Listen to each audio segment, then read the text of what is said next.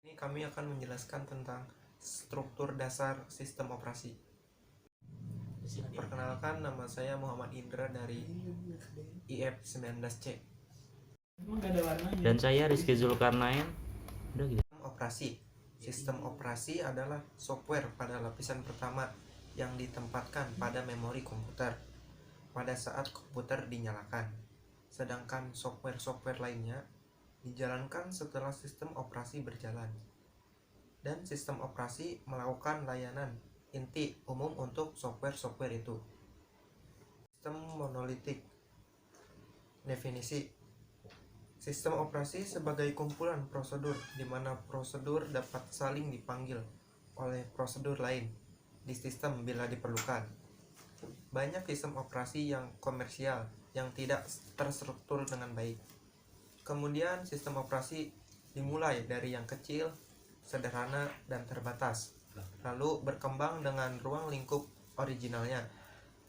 Contohnya dari sistem operasi ini adalah MS-DOS dan Unix.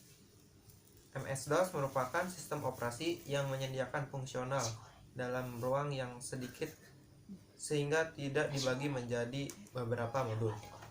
Sedangkan Unix menggunakan struktur monolitik di mana prosedur dapat saling dipanggil oleh prosedur lain di sistem bila diperlukan, dan kernel berisi semua layanan yang disediakan sistem operasi untuk pengguna.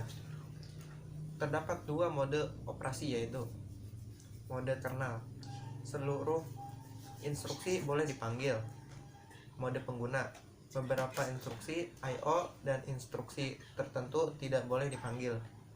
Struktur dasar sistem monolitik. Program utama yang menghubungi prosedur pelayanan yang diminta. Kumpulan prosedur utilitas yang membantu prosedur pelayanan. Kumpulan prosedur pelayanan yang menyediakan sistem calls. Kekurangan: pengujian dan pengalihan kesalahan sulit karena tidak dapat dipisahkan dan dialokasikan. Kekurangan yang kedua merupakan pemborosan memori bila setiap komputer harus menjalan kernel monolitik, karena semua layanan tersimpan dalam bentuk tunggal, sedangkan tidak semua layanan diperlukan. Kekurangan yang ketiga, sulit dalam menyediakan fasilitas pengamanan. Kekurangan yang keempat, kesalahan sebagai fungsi menyebabkan sistem tidak berfungsi. Untuk keuntungannya, struktur monolitik adalah layanan dapat dilakukan dengan cepat karena terdapat dalam satu ruang. 0. Mengatur alokasi prosesor.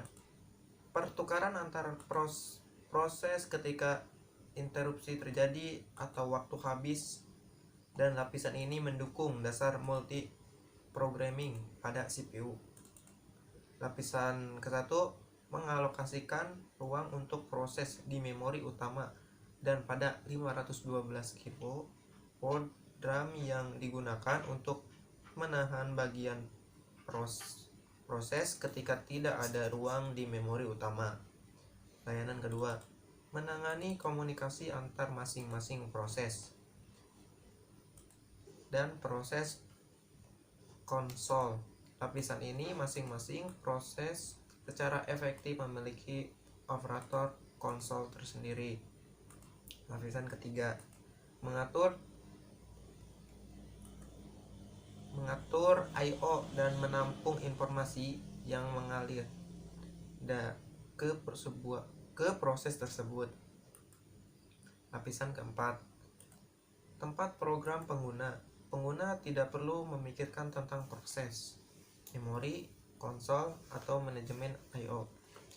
Lapisan kelima merupakan operator sistem. Lapis kelebihan: memiliki rancangan modular, yaitu sistem dibagi menjadi beberapa modul dan tiap modul dirancang secara independen. Untuk kelebihan, pendekatan berlapis menyederhanakan rancangan, spesifikasi, dan implementasi sistem operasi. Untuk kekurangan, fungsi-fungsi sistem operasi diberikan ke tiap lapisan secara hati-hati. Sebagai contoh, sistem operasi yang menggunakan pendekatan berlapis adalah THE yang dibuat oleh Dijksta dan mahasiswa-mahasiswanya, serta sistem operasi multi-virtual machine mempunyai sistem timing yang berfungsi untuk menyediakan kemampuan untuk multi-programming dan perluasan mesin dan antarmuka yang lebih mudah. Struktur mesin maya. Kontrol program yaitu virtual machine monitor yang mengatur fungsi ARI prosesor, memori, dan piranti I/O. Komponen ini berhubungan langsung dengan perangkat keras.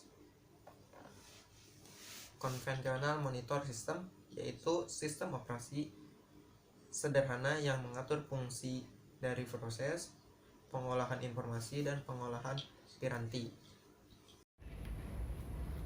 Kelebihan dan kekurangan sistem virtual mesin.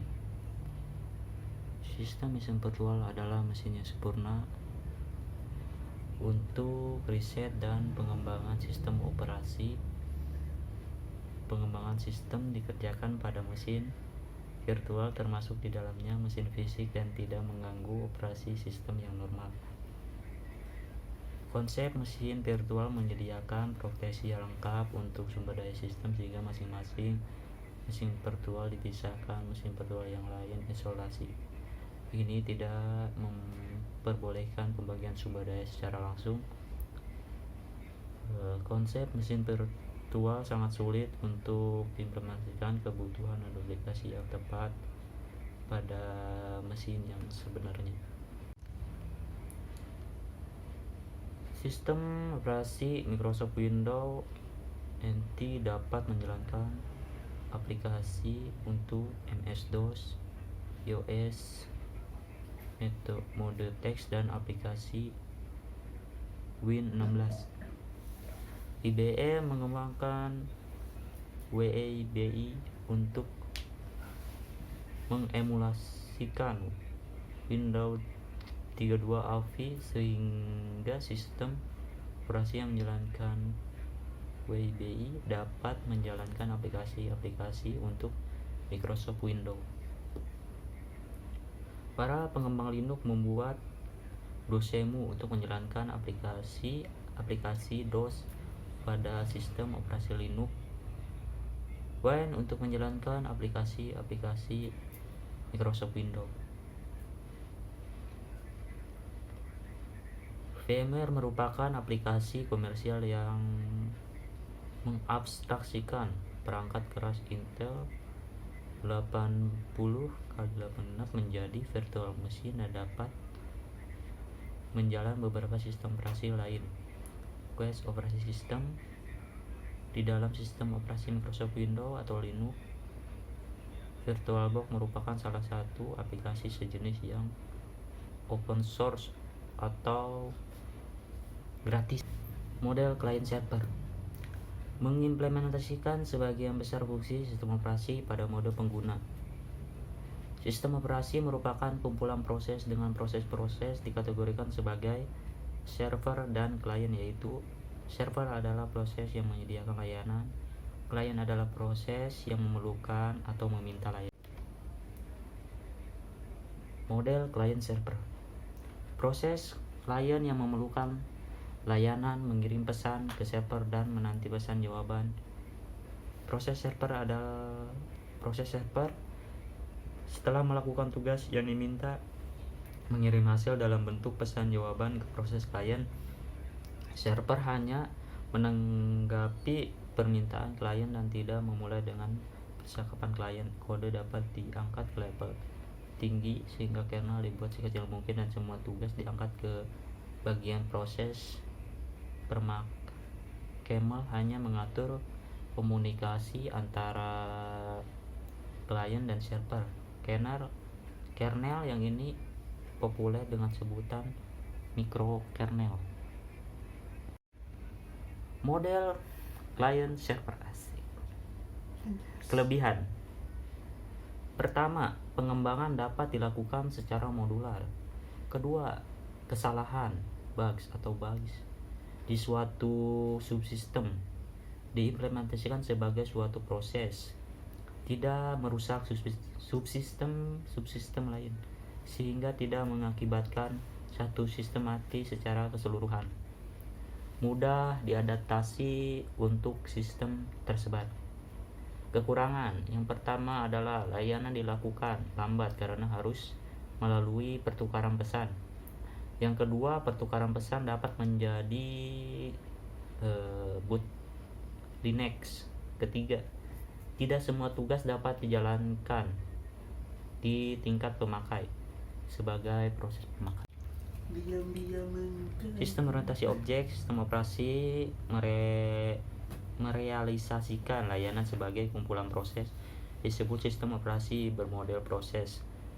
Pendekatan lain implementasi layanan adalah sebagai objek-objek.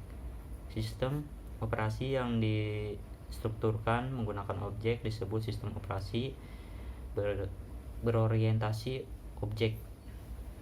Layanan diimplementasikan sebagai kumpulan objek-objek. Kumpulan objek mengabsorkan struktur data dan sekumpulan operasi pada struktur data itu. Tiap objek diberi tipe yang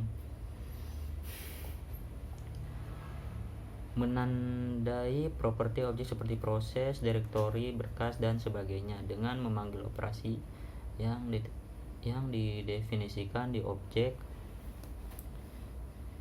Data yang dikapsulkan dapat diakses dan dimodifikasi. Model ini sungguh terstruktur dan memisahkan antara layanan yang disediakan dan implementasinya. Sistem operasi Microsoft Windows NT telah mengadopsi beberapa teknologi berorientasi objek tetapi belum keseluruhan. Oke, lanjut. Sekarang saya akan menjelaskan apa itu kelebihan dan kekurangan sistem berorientasi objek. Kelebihan, terstruktur dan memisahkan antara layanan yang disediakan dan implementasinya. Kekurangannya adalah sistem operasi Microsoft Windows NT telah mengadopsi beberapa teknologi berorientasi objek tetapi belum keseluruhan.